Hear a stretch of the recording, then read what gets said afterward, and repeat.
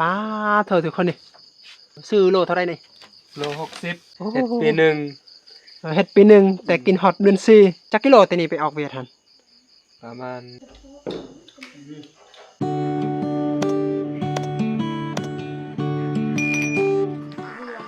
กับทักทายสบายดีสวัสดี FC เบอร์สุขุสุขคนเด้อ FC ทางฝั่งไทยและฝั่งลาวที่ได้เข้ามาติดตามเป็นกำลังใจแก่เบาเติมคนดอยนะการสำหรับ EP นี้นะทุกคนก็จะเป็น EP ยามกลางค่ำกลางคืนเลยทุกคนเราได้มีโอกาสได้ไปลิ้นไปเอ่อไปมวนซืนอยู่ที่เพื่อนของน้องเคยนะหรือว่าที่บ้านตึกเหนือนะทุกคนเพราะว่าอยู่บ้านเฮากะบ่มีอันนั้นสัญญาณสัญญอกเลยทุกคนก็เลยเวลาเฮาไปลงคลิปบ่หรือว่าไปกวดคลิปนะเฮาก็มักจะไปกวดและไปลงอยู่ที่หมู่บ้านนี้แหละทุกคนเพราะว่าเป็นหมู่บ้านนี้จะเป็นหมู่บ้านหนึงที่มีสัญญาณอินเทอร์เน็ตได้แต่ว่าจะเป็นอินเทอร์เน็ตเวียดนามนะทุกคนที่เขาจะเอานะทุกคนแต่ว่าน้องเคยกะหากับแต่อันนั้นปากเซ่นะ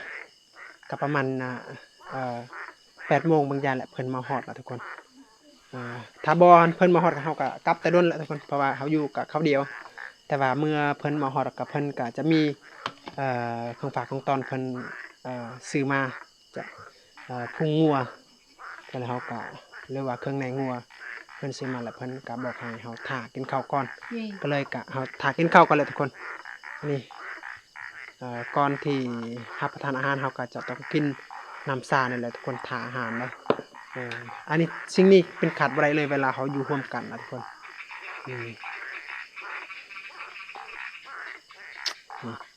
กำลังงานตัดวิดีโอแล้วนะทุกคนและบันทึกวิดีโออยู่ฟังว่าพี่น้องจะได้ชมได้เบิ่งวิดีโอให้มวนให้ซื่อนะแต่ว่าจักโมงแล้วนี่ครับเบิ่งโมงก่อนเจ็ดก่อนโอ้โห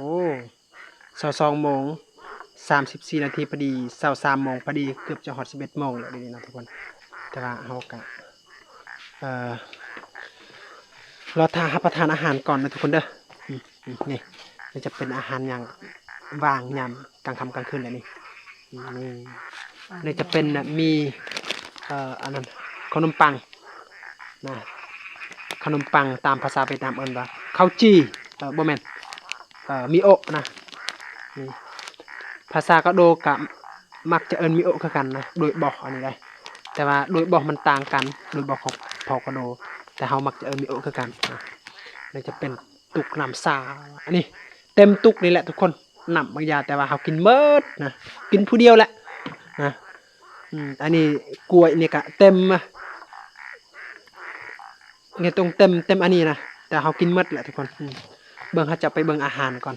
ไปเบิ่งอาหารเพราะว่าเดี๋ยวนี้เขาเจ้าเฮ็ดอาหารก็อยู่รุมหันนะอยู่รุมอยู่ครัวนะอันนี้จะเป็นเฮือนที่เขาเจ้าต้อนรับแขกคนมาหรือว่านอนนะแล้วจะเป็นเฮือนเขาเจ้าอยู่นะนี่เขาเบิ่งทางหน้าทางหลังก็มืดครึ้มนะทุกคนโอ้ยเขาจะได้เห็นบรรยากาศเลยนะทุกคนนี่แหละนี่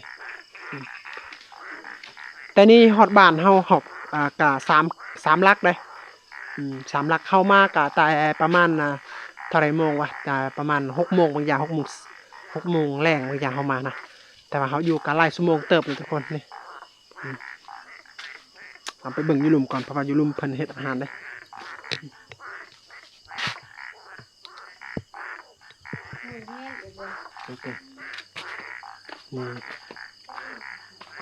เงียบเพราะว่าพี่น้องกะบางคนกะเจาะกะนอนแหละนะทุกคนโอ้ยเกือบล้มเลยทุกคนนะอันนี้เอาขึ้นไปเบิ่งอาหารก่อนป่ะเพิ่นเฮ็ดแล้วหรือบ่โอ้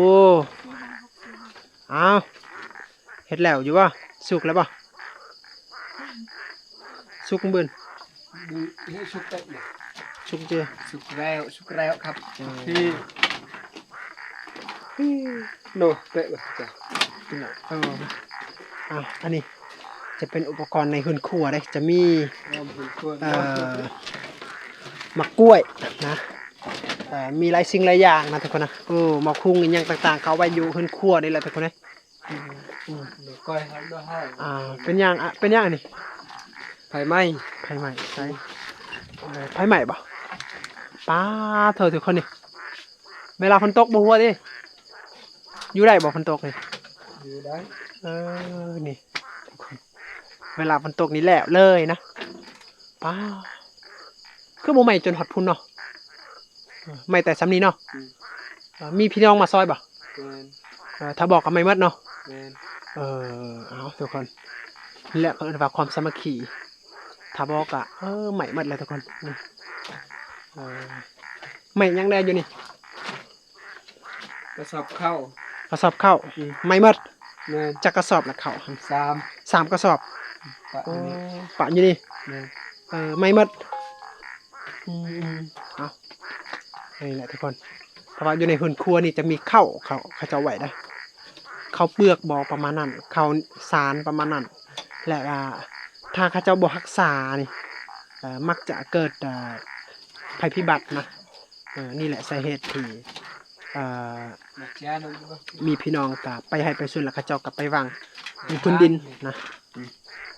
chấm mà hủy lại โอ้อาหารเนาะ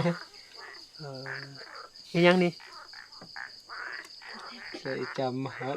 อริด ở đây พุงงัวเนาะ men ซื้อโลเท่าไรนี่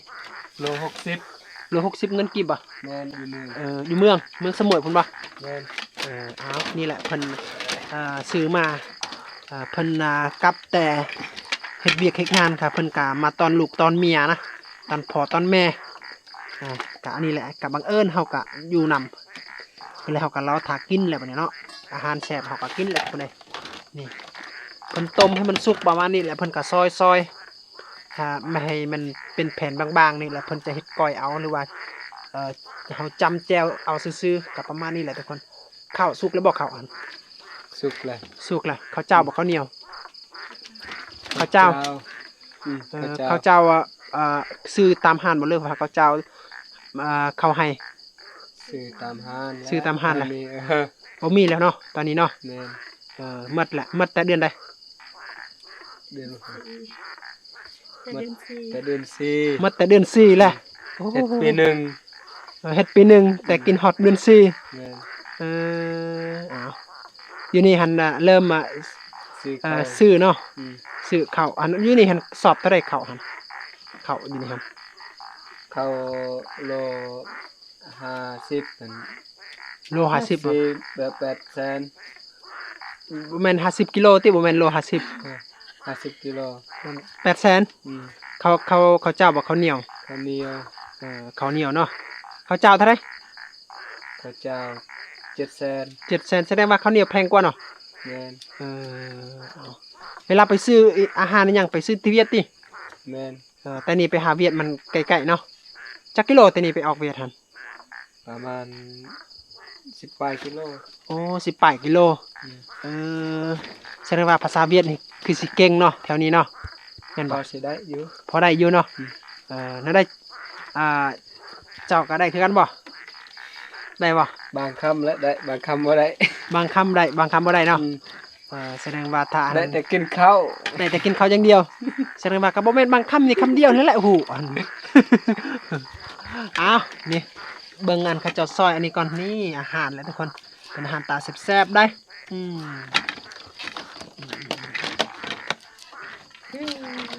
มีแต่อาหารที่นี่แหล้วเราเลย นี่จะเป็นจุดที่เอาไว้ถ้วยบวงได้ อะไรลงนี่ตะ เขาเจ้าตากหมักพริกนี่ตากให้มันแห้งและตำสบายทุกคนเลยนี่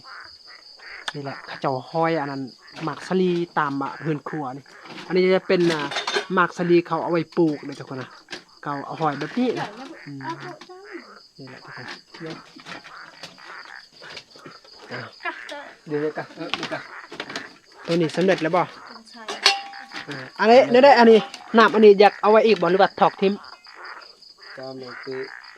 นี่ได้เอาไว้นี่đó đợt nói nhá đủ đúng không đấy tạ kho bẹc อ้าวคือเขากวาดไปดับมือ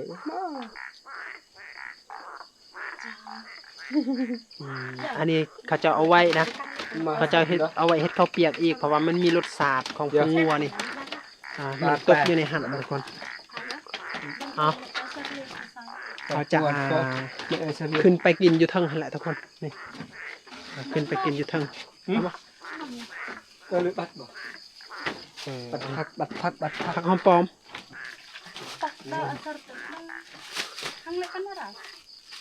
บอกกันนะเราก็ได้ บอกกันนะเราบ่ไป เลยว่าเขาเจ้าบ่ละยังเขาเจ้ายังบ่ทันล้างติอยู่เมืองหั่นต้องล้างเด้ยันว่ามัน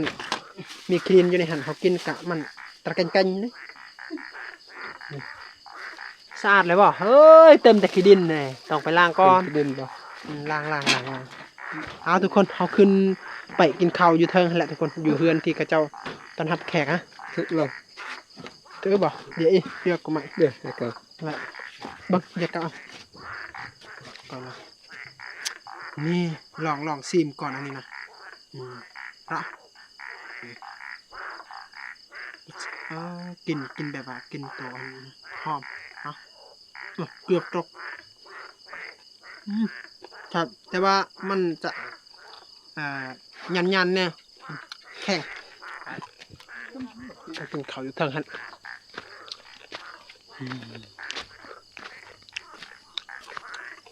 เรื่อง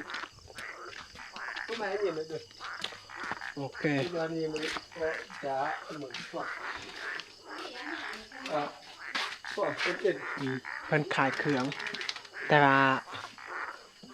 ขายเครื่องในเขตชนบทนี่โอ้บางคนก็ขายเจ๊งเพราะว่ามันมีลูกค้าไปติดหนี่ตลอดนะทุกคนและค่าใช้จ่ายก็เป็นเดือนเป็นปีพุ่นแหละทุกคนเลยเฮ็ดให้บางร้านก็เจ๊งนะย้อนสาเหตุแบบนี้แหละทุกคนนี่ตอนตะกี้กับพันนามีหลาย แต่ไม่มีลูกค้ามาซื้อค่ะบางคนกลับไปติดแบบนี้โอ้เฮ็ดให้เจ๊งเลยหานนะเห็นไหมเอา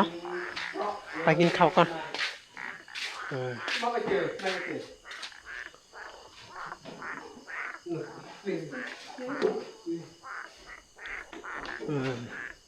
เดี๋ยวละหายเลยบวกบ่ โอ้วันนี้อาหารตอนที่เพิ่นยังบ่ทันมา แมน ก็คือ มะเขือ ต้มมะเขือเนาะนั่นแหละ นี่ จำนะ อาหาร ตำมักพริกเฮ็ดแจวเอา แจว แจวมักพริกเนาะ อืม แต่ว่าเมื่อเพิ่นมาฮอดกับอาหารประมาณนี้เลยเป็นอาหารที่เขาครอบครัวเอาไว้ให้เพิ่นนะแต่ว่าเพิ่นก็ได้นำมาอาหารตัวมันแซ่บก็เลย บางเทื่ออาจจะ ทิมแหละนะตัวนี้ฮะอาจจะแหละ มันตราย บาง เตะ คนก็เจ้าก็นอนเลยทุกคนเลยเพราะว่าเดี๋ยวนี้อันกะ เดี๋ยวนู่นเตะบ่ 11 โมงแหละ เดี๋ยวบ่เดี๋ยวเตะ โอเคกินข้าวนำกันทุกคนเอาทุกคนมารับประทานอาหารนำกันนะอาหารกับประมาณนี้แหละทุกคนนะนี่อาจจะเป็นอาหารพุงวัวถ้าตามภาษาเขาเอิ้นอาริดนะอาริดกระนี่อากึ่งภาษาเขาอากึ่งนี่ได้นี่อากึ่ง จะบ่นู่นเอี่ยมบ่ แล้วจะเป็นแจ่วนะแจ่วโอเคกินน้ำกันเลยทุกคนเลย บัดเด้ออยู่เรา แจวเตียวม บัด อง เยอะอ่ะมีเตียเราทุกไปค่ะเดินมีกินcho ăn hai chuột à cái từ nó bảo cho thế thì giờ nó ngày như thế nhầm bắt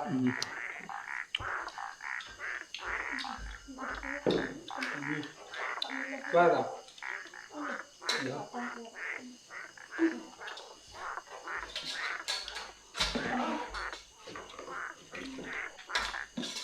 rồi là tăng cường nó này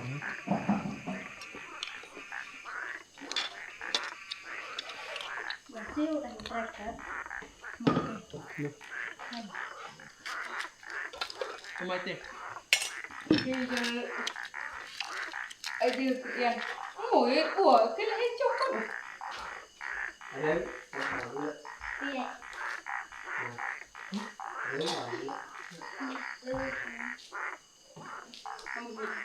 cái có không nghĩ hết chúc đi Ngờ แล้วก็ห้อง จะให้หนูจะแกะมันก็ นี่จะเป็นแจวโอ้มีผักบัวมีผักเทียมเขาจะผสมน้ำกัน อันนี้เอง อันนี้จะเป็นผักหอมปลอมเนาะเออเฮ็ดให้มันหอมดีนะทุกคนเลย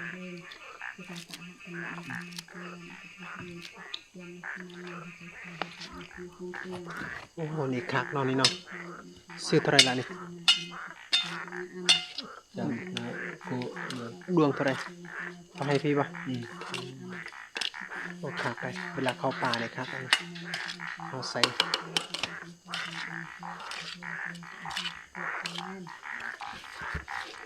เก้บัตรเนี่ยคือเก้นะครับ